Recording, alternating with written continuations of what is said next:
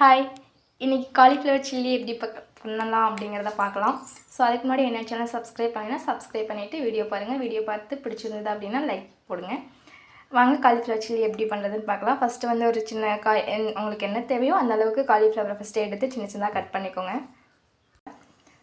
So இது மாதிரி எடுத்துகிட்டு அதுக்கு வந்து நம்ம ஃபஸ்ட்டு வந்து தண்ணி காய வச்சு அதில் போட்டு எடுத்துக்கலாம்.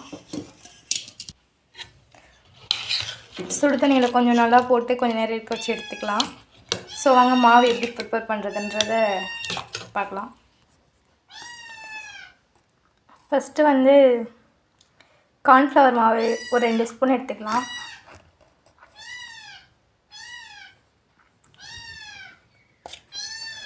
கார்ன்ஃப்ளவர் மாவு 2 ஸ்பூன் எடுத்திங்கன்னா அரிசி மாவு 1 ஸ்பூன் சேர்த்துக்கோங்க.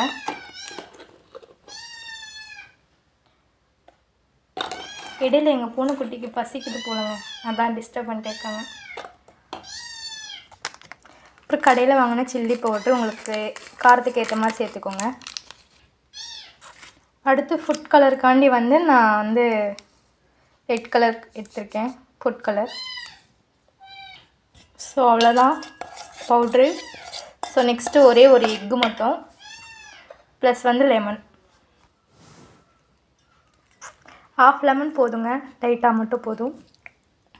ஒரே ஒரு எக்கு ப்ளஸ் வந்து உங்களுக்கு தேவைக்கு ஏற்ற மாதிரி உப்பு லைட்டாக மட்டும் ஆட் பண்ணுங்க, ரொம்ப ஆட் பண்ணாதீங்க. தண்ணி மிக்ஸ் பண்ணாமல் கொஞ்சம் பேஸ்ட் ஆக்கிக்கலாம்.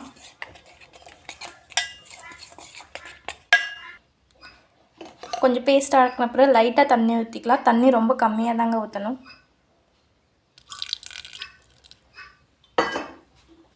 நல்லா மிக்ஸ் பண்ண பேஸ்ட்டில் வந்து நம்ம ஆல்ரெடி வந்து சுடு தண்ணியில் போட்டு வச்சுருக்க காலிஃப்ளவர் ஆட் பண்ணிக்கலாம். இந்த மாதிரி நல்லா மிக்ஸ் பண்ணிக்கோங்க.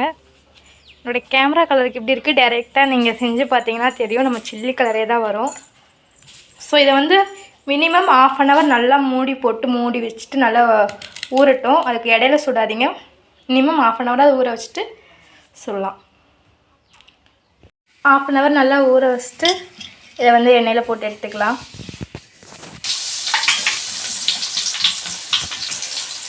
நல்லா வெந்த பிறகு எடுத்திங்கன்னா நல்லா டேஸ்டான காலிஃப்ளவர் சில்லி ரெடி.